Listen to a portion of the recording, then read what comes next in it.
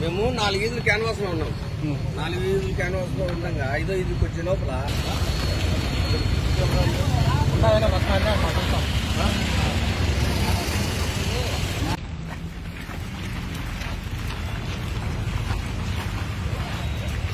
Time కోసం wait చేసి హనుమంత్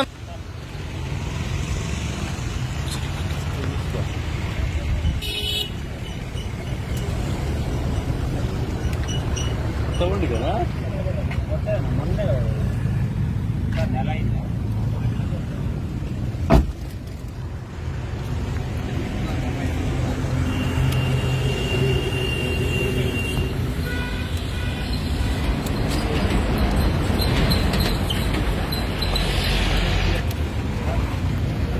మాకు గంట కల్లా ఆ సీసీ కెమెరా ఇచ్చామని మనం ఇచ్చే అంత బాగుంటుందా అంత బాగుంటుంది.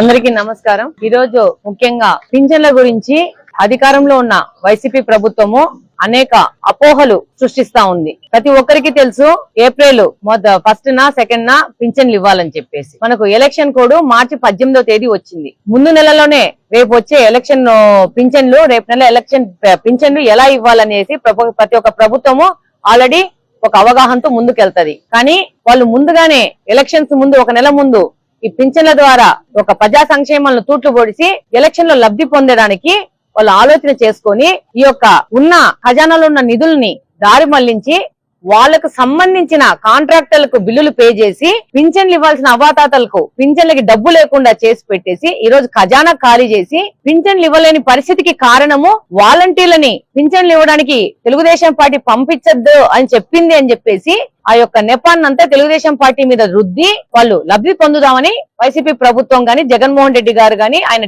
కోర్ టీం గాని ఒక ప్లాన్ ప్రకారం ఇది చేసింది. వీళ్ళకి ఏ మాత్రం అవాతాతల మీద పింఛన్ల మీద సంక్షేమం మీద ఆలోచన ఉండింటే కాంట్రాక్టర్లకు డబ్బులు ఇవ్వక ముందు, వాళ్ళ చుట్టాలకు డబ్బులు ఇవ్వక ముందు, వాళ్ళకి సంబంధించిన వైసీపీకి సంబంధించిన ఆ పార్టీలో పనిచేస్తున్న కాంట్రాక్టులకు డబ్బులు ఇవ్వక ముందు సంక్షేమానికి నిధులు ఎత్తిపెట్టి ఇచ్చేవాళ్ళు. ఈ రోజు మీరు గమనిస్తే ఎంతో మంది వైసీపీకి సంబంధించిన వాళ్ళకందరికీ ఎప్పటి నుంచో పెండింగ్ ఉన్న బిల్లులన్నీ ఇవ్వడం జరిగింది. రేపు ప్రభుత్వంలో వస్తామో లేదో అని చెప్పి వాళ్ళకి సంబంధించిన వ్యక్తులకు అందరినీ వాళ్ళ యొక్క పర్సనల్ అజెండాలని సాటిస్ఫై చేయిస్తూ ఈ రోజు అవ్వాతాతల పింఛన్ల మీద ముడి పెట్టారు. దీనికి ఇంకొక కారణం ఏంటంటే జగన్మోహన్ రెడ్డి గారు దాదాపు సిద్ధం సభలని మొదలుపెట్టి ప్రతి ఒక్క సభలో వాలంటీర్లుగా పనిచేస్తున్న వాళ్ళు, ప్రభుత్వం నుంచి జీతాలు తీసుకుంటున్న వాళ్ళు నా పార్టీ కార్యకర్తలు అని చెప్పేసి ఆయన డైరెక్ట్ గా చెప్పడం జరిగింది. దీన్ని బట్టి ప్రతి ఒక్కరు అర్థం చేసుకోవాలా, వాలంటీర్ వ్యవస్థను సర్వనాశనం చేస్తూ వాళ్ళ యొక్క ఫ్యూచర్ ని భగ్నం చేస్తూ ఈ జగన్మోహన్ రెడ్డి గారి స్టేట్మెంట్స్ అనేదే ఈ ఎలక్షన్ కమిషన్ ఈ విధంగా నిర్ణయం తీసుకోవడానికి కారణం. ఈ రోజు ఏ డెసిషన్ అయినా ఎలక్షన్ కమిషన్ తీసుకుంటది. దాంట్లో పొలిటికల్ పార్టీలు వీళ్ళను వాడుకొని ఏమన్నా ప్రలోభానికి గురి చేసి ఒక రాజకీయ ఈ ఎన్నికల వ్యవస్థను చిన్నాభిన్నం చేస్తారన్న ఒక ఉద్దేశంతో చాలా వాటి మీద తీసుకుంటది నిర్ణయాలు. దాని ద్వారానే వాలంటీర్లు గాని సచివాలయ సిబ్బంది గాని ఎన్నికల ప్రచారంలో పాల్గొనకండి అని చెప్పడము జరుగుతోంది. రిపీటెడ్ గా ఎలక్షన్ కమిషన్ సంబంధించిన కమిషనర్ కూడా రిపీటెడ్ గా చెప్తా ఉన్నారు. కానీ మొత్తం వాలంటీర్లు కాదు, కానీ అందులో కొంత అంటే 20-30% మంది వాలంటీర్లు గాని సచివాలయ సిబ్బంది గాని ఈ యొక్క వార్నింగ్లు బేఖతర చేసేసి వాళ్ళు ఎన్నికల ప్రచారంలో పాల్గొనడం జరిగింది. అలాంటి వారి మీద యాక్షన్ తీసుకోవడం జరిగింది. కొంతమందిని మీద క్రిమినల్ చర్యలు తీసుకోవడం జరిగింది. మేము ప్రతిపక్షం సంబంధించి కూడా వాలంటీర్లు సచివాలయ సిబ్బందిని వాళ్ళ క్షేమం కోసం మేము కూడా చాలా సార్లు అప్పీల్ చేయడం జరిగింది. మీరు ఎలక్షన్ ప్రాసెస్ లో మీరు పాల్గొనకండి, మీరు గవర్నమెంట్ నుంచి డబ్బులు తీసుకుంటున్నారు, జీతాలు తీసుకుంటున్నారు కాబట్టి ఈ ఎలక్షన్ ప్రాసెస్ లో మీరు పాల్గొనకండి. ఈ గవర్నమెంట్ మారినాక, తెలుగుదేశం గవర్నమెంట్ వచ్చినాక కూడా మీకు భరోసా ఇవ్వడం జరుగుతుంది. మీకు స్పెషల్ గా ట్రైనింగ్ ఇచ్చి మీరు ఎఫిషియన్సీని పెంచి మిమ్మల్ని ఇంకా మంచి బాధ్యతలు కూడా తీసుకోవడం జరుగుతుంది. మీ సేఫ్టీ అనేది చంద్రబాబు నాయుడు ఆయన బాధ్యతగా తీసుకున్నాడు అని చెప్పడం జరిగింది. కానీ ఈ వాలంటీర్లో కొంతమంది కరుడు గట్టిన వైసీపీ కార్యకర్తలు ఉన్నారు. వాళ్ళు మిగతా వాలంటీర్లని అపోహలకు గురి చేస్తూ వాళ్ళ యొక్క భవిష్యత్తుని వాళ్ళ ఒక ప్రమాదంలో పెట్టి ఈ విధంగా తిప్పుకోవడము, అలాగని ఇక్కడ వైసీపీ పార్టీ తరఫున పోటీ చేసే వాళ్ళు గాని కొంతమంది ఈ వాలంటీర్లు ప్రలోభాలకు గురి చేస్తూ వాళ్ళ క్యాంపెయినింగ్ లో తిప్పడం జరుగుతా ఉంది. మన కడపలో చూస్తే డిప్యూటీ సీఎం గారు అంత పెద్ద హోదాలో ఉన్నారు. అక్కడ ఎలక్షన్ కమిషన్ నిర్ణయం తీసుకుంది వాలంటీర్ల ద్వారా పింఛన్లు పంపించకూడదు, దానికి ప్రత్యామ్నాయ ఏర్పాట్లు చేస్తున్నాము అని చెప్తే ఒక గంట గడవక ముందే ఆయనకు సంబంధించిన సోషల్ మీడియాలో పర్సనల్ అకౌంట్ లో ఆయన దీనికి అంతా కారణము తెలుగుదేశం పార్టీ అవాతాతలకు పింఛన్ ఇవ్వకుండా చేస్తున్నారని చెప్పి పోస్టులు చేశాడు. ఆయన ఒక బాధ్యతాయుతమైన పొజిషన్ లో ఉన్నారు.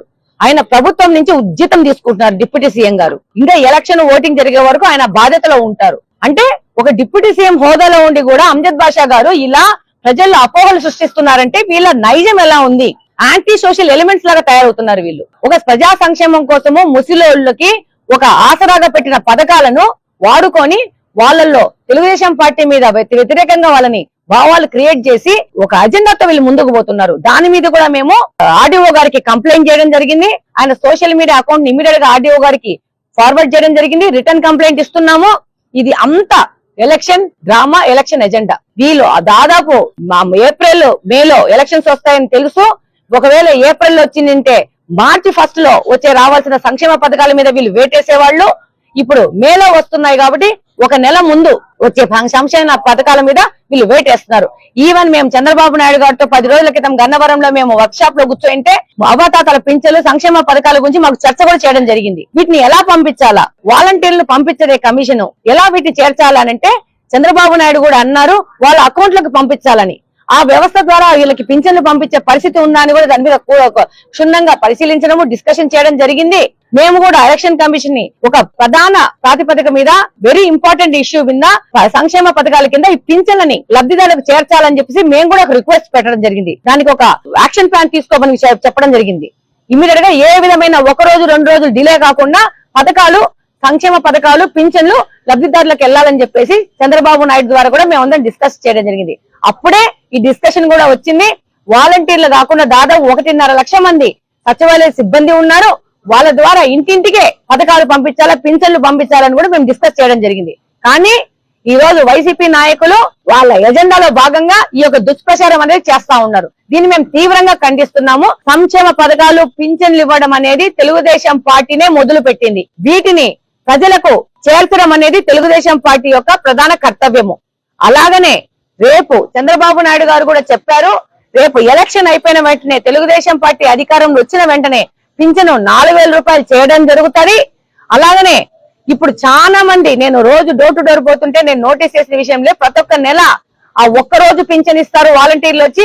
ఆ రోజు పింఛన్ ఇవ్వడం వల్ల ఎక్కడన్నా ఏదైనా దూర ప్రాంతంలో ఉన్న వాళ్ళు, ఏదైనా ఉద్యోగరీత్యా బయట ఉన్న వాళ్ళు కడుపు కోసం పోయి కష్టపడాలి కదా. ఈ 3,000తో ఎవరు బతకలేరు కదా.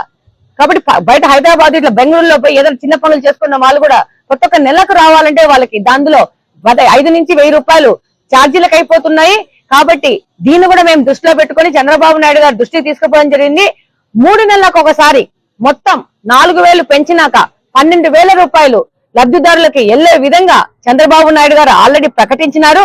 ప్రతి ఒక్క నెల మీరు తీసుకోవాల్సిన అవసరం లేదు. 3 నెలలకు ఒకసారి కూడా పింఛన్ తీసుకునే విధంగా వాళ్లకు పింఛన్ తీసుకున్న వాళ్ళకు సౌలభ్యం కోసము ఆ విధంగా కూడా ప్రకటించినారు. సో దీన్ని బట్టి చంద్రబాబు నాయుడు గారు తెలుగుదేశం పార్టీ సంక్షేమ పథకాల మీద చాలా సీరియస్ గా ఉంది. లబ్ధిదారులకు వాళ్ళ పింఛన్లు చేర్చే విధంగా, వాళ్ళకి కంఫర్ట్ వచ్చే విధంగా ఇప్పుడు ఏ విధంగా ఇండ్లకి తీసుకుపోయి పింఛన్ ఇస్తున్నారు ఆ విధంగా ఇస్తాము.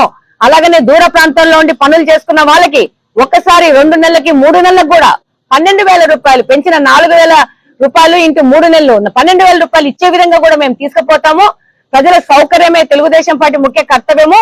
వైసీపీ వాళ్ళకి ఇంకొకసారి చెప్తున్నాను, ఈ విధంగా ప్రజలని మభ్యపెట్టకండి. మీరు చేసిన మోసాలు 5 సంవత్సరాల నుంచి ప్రజలు చాలా నష్టపోయినారు.